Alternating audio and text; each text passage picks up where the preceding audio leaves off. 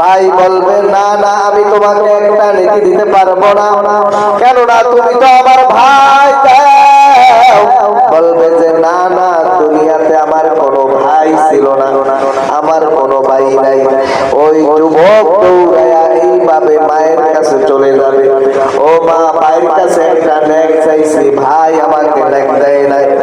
মা আপনি তো আমার জন্য কত কষ্ট করেছেন, 10 মাস আমাকে গর্ভে ধারণ করে রেখেছেন, আমার জন্য কত ত্যাগ স্বীকার করেছেন। খাবারের প্লেট লইয়া আপনি এইভাবে খাবার খাইতে বইছেন, আমি খাবার খাইতে দেই নাই, আপনার পেটের ভিতরে আমি লাথি মারছি, পেট ব্যথা শুরু হয়ে গেছে। খাবারের প্লেট এইভাবে সামনে থেকে আপনি ছুঁড়ে ফেলে দিয়েছেন, ঠিক মতো ঘুমাইতে দেই নাই, এত ব্যথা দিয়েছি যেই ব্যথায় আপনি বেহুশ হয়ে পড়েছেন। মানুষ আপনাকে তেল পানি দিয়ে আবার হুশ করে নিয়েছে। এত কষ্ট করেছেন, এত প্রসাব বেদনা আপনি শুয়েছেন। ও মা আমি আজকে একটা নেকির জন্য ধরা খেয়েছি, একটা নেকির জন্য আজ আমি আমার পাল্লাটা ভারী হয়ে গেছে, একটা নেক দেন।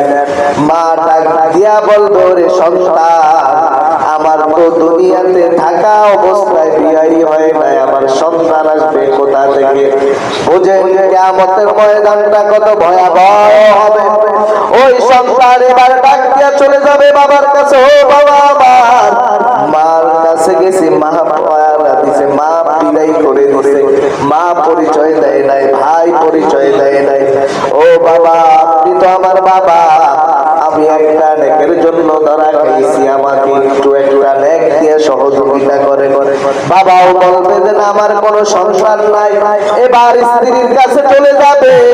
ও স্ত্রী দুনিয়াতে থাকা অবস্থায় হারাম পথ, হারাম চাই নাই, হালাল চাই না, অবৈধ ভাবে কত কামাই করেছি, অন্যায় ভাবে কত কামাই করে এনে তোমাকে খাওয়াইছি, আজ একটা নেকের জন্য আমি ধরা খেয়ে গেছি, একটা নেকের ব্যবস্থা করে দাও। স্ত্রী এইভাবে অস্বীকার করে বলবে না না দুনিয়াতে তো আমার বিবাহই হয় নাই, আমার স্বামী আসবে কোথা থেকে?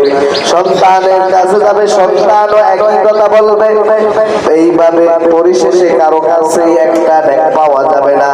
তাহলে দুনিয়ার জমিনে যাদের জন্য, যাদেরকে এইভাবে এত কষ্ট করে পায় মাথার ঘাম পায়ে ফেলে উপার্জন করে খাওয়াইতেছেন, একটা নেকের জন্য যদি আপনি থেকে যান, একটা নেক তাদের থেকে খুঁজে পাওয়া যাবে না। যাইবো আমার কথা না, আল্লাহ তাআলা কোরআনে বলছেন ইয়াউমা ইয়াফিরুল মারউ মিন আখি, আখি ভাই, ইয়াউমা ইয়াফিরুল মারউ মিন আখি ওয়া উম্মিহি ওয়া আবি ওয়া সাহিবাতিহি ওয়া বানি লিকুল্লি ইমরিইন মিনহুম ইয়াউমাইযিন শা'নুন ইউগনি।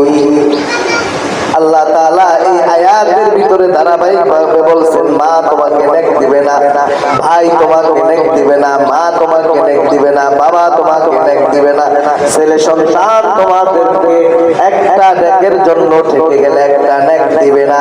তাহলে কারো কাছে যেহেতু সাহায্য পাওয়া যাবে না, তাহলে এই দুনিয়াতে থাকা অবস্থায় আল্লাহকে এবং নবীকে চিনে কবরে যাইতে হবে। কথা বলে